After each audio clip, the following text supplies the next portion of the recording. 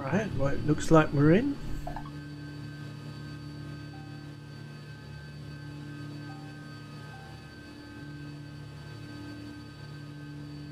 Just got to check my phone a moment.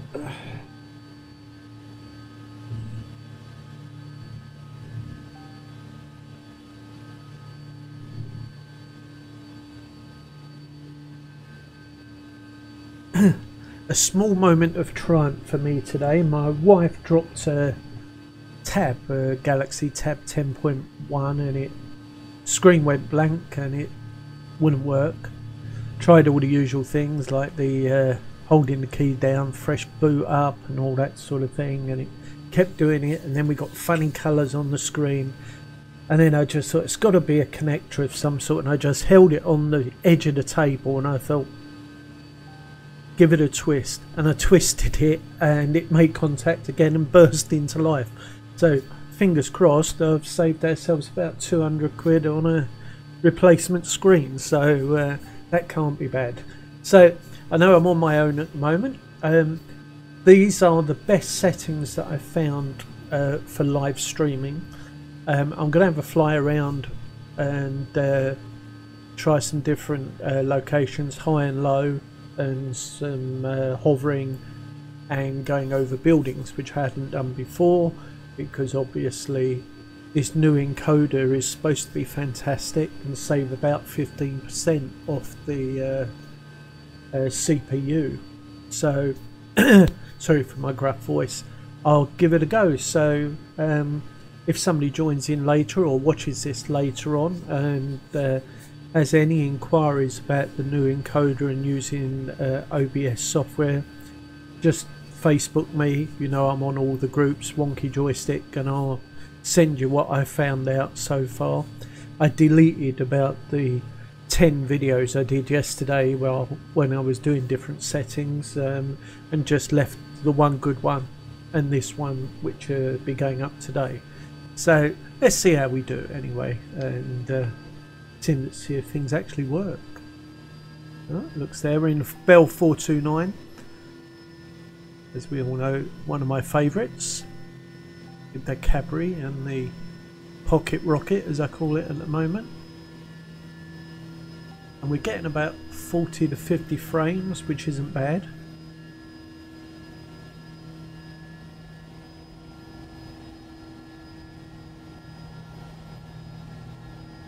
We'll head off Brighton way. That way we can see what the buildings look like low down. One of the things I assume was happening was that when you're on a large grassy area, the actual compression was causing, because there was so much green, the grass to compress and blend out, where when you have a variation of colours and different images in the screen, the compression doesn't tend to do that as much. So I think you'll always appear to get better pictures over, let's say, a varied landscape than you would if you were just flying on a solid colour like a green field, where it will tend to compress and make all the greens look very, very mushy. Now, I did have a problem on the computer yesterday, and I normally run it at about 4.6, 4.7, and I did find that before I was getting what they call throttling on the main PC, and I followed a no end of videos like most people do, and in the end I ended up by dropping the voltage rather than putting the voltage up, and it maintained the same speed and didn't thermal throttle. And I've just realised that I did the overclocking yesterday, but I forgot to go in and reduce the throttling. I can't even say it today. And every now and again I just get the odd little sort of stagger, and I'm wondering if that's it. I don't want to stop and run the utility software that comes with the Intel chips to see, but it's X-Plane really does push the limits of any overclocking. You know, I've overclocked this and done all the big tests, everything that the gamers do, and it ran perfectly. And then I put it in X-Plane and it just wouldn't have it. It would, I think it's this business about using a single core rather than multi-core, I think, I'm not sure. So I saw a stutter then, so I'm going to have to look into whether I'm getting some form of throttling on the main board. But hopefully the picture's going to be reasonably clear. We've got a good variety of textures, colours.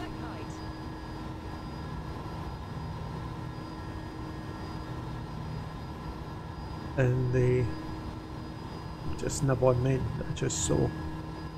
Buildings floating high up in the air. Good old Orbix. Sure they will get it sorted.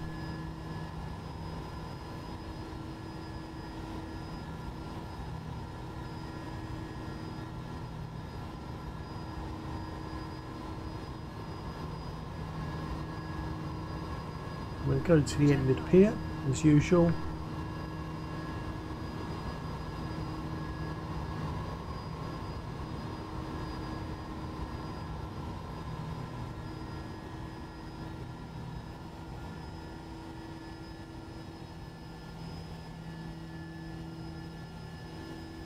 Yeah, another stutter there as well, so gonna have to look into that. And then we head off to the centre of town.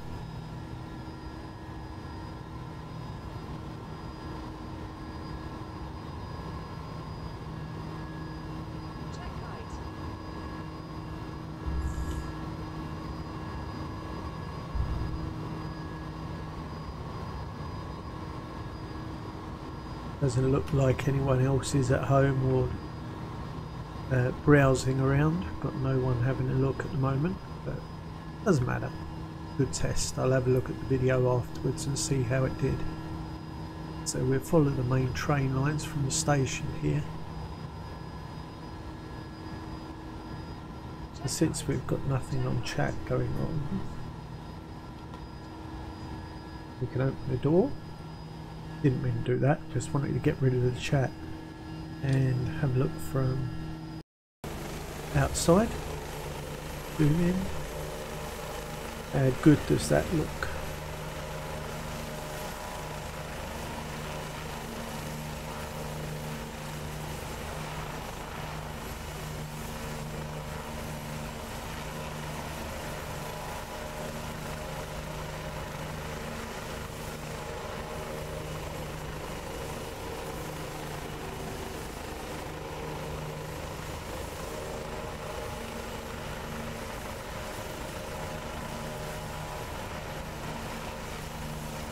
Put a bit more collective on just in case we're sinking too much. Always an interesting way to fly it, nose in, coming towards you outside.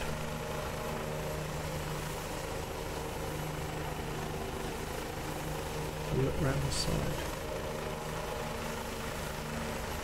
Oh, that just looks great, doesn't it? Love that helicopter.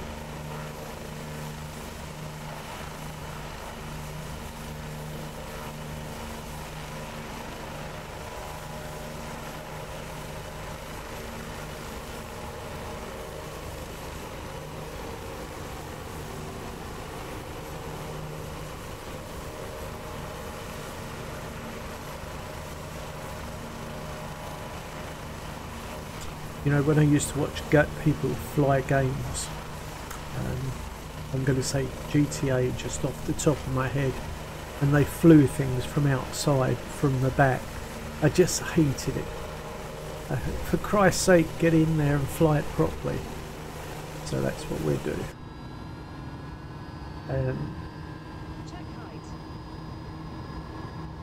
But it does look nice, that outside view, so that was worth doing. So, another stutter there.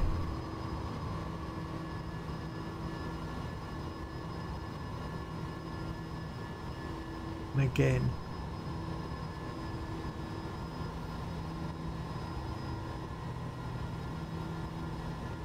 So on playback I'll be looking for, especially as we go over these greener areas low down, just how well it looks. Is the grass going to be looking like grass as it normally does when we fly in the window, or is it going to be halfway up the screen blending in and some form of compression taking over? So I'm hoping it's going to be the best of the views. Drop down through that valley over there.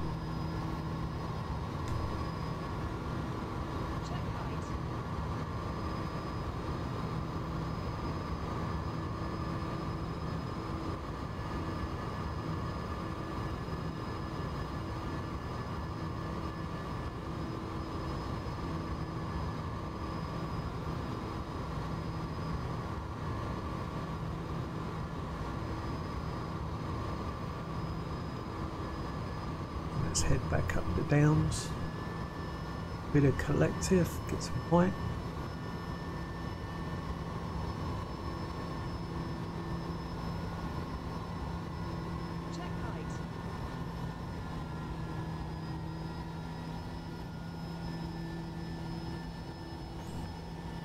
And a good variety of colours here to see with the compression and the bit rate and everything has worked for live streaming. Down even lower.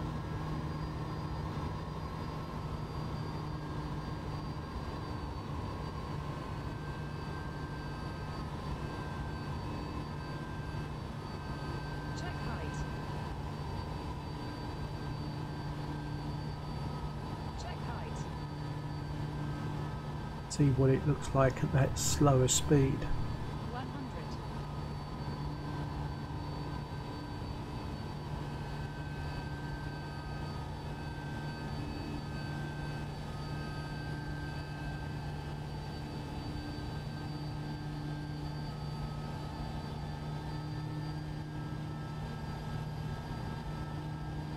100.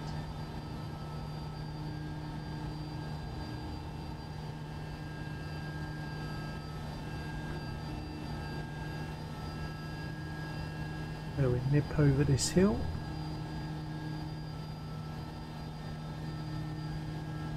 Check height. 100.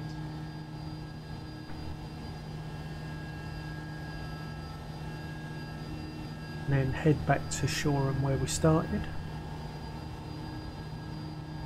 So it's only a test flight today.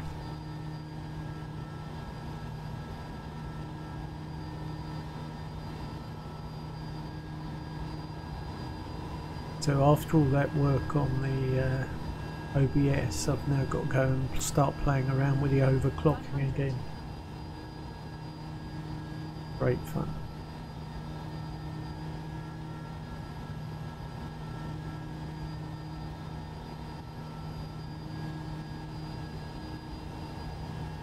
Check height.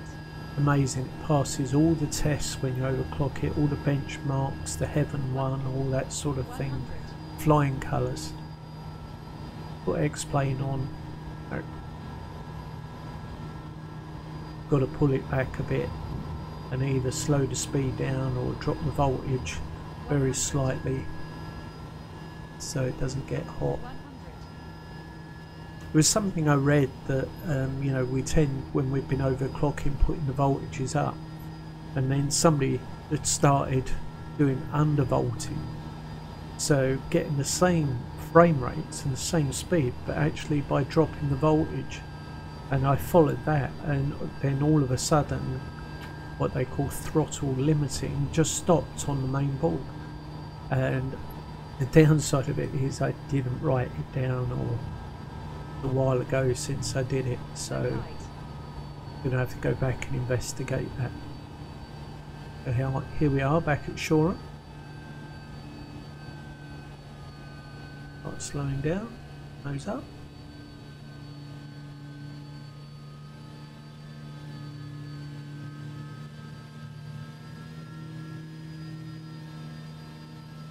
Head back to our pads. 100.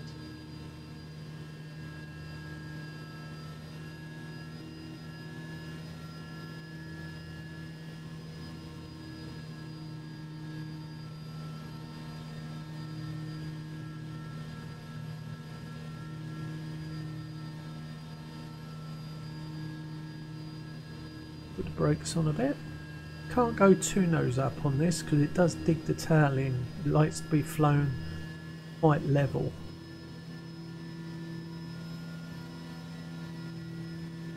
I've often come in and done an auto and you do the great flare and then just dig the tail in the ground. It sort of sits there just very slightly nose up in the hover, which is lovely, but doesn't give you much when you come in and you want to do a wonderful bit of, oh here we go, sorry, but wonderful bit of braking by raising the nose and the tail goes crunch. To concentrate a little bit more, here we go.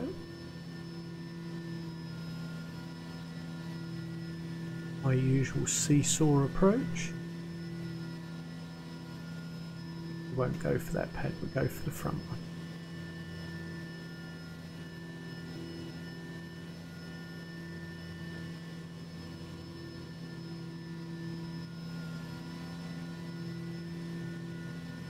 Have a stutter.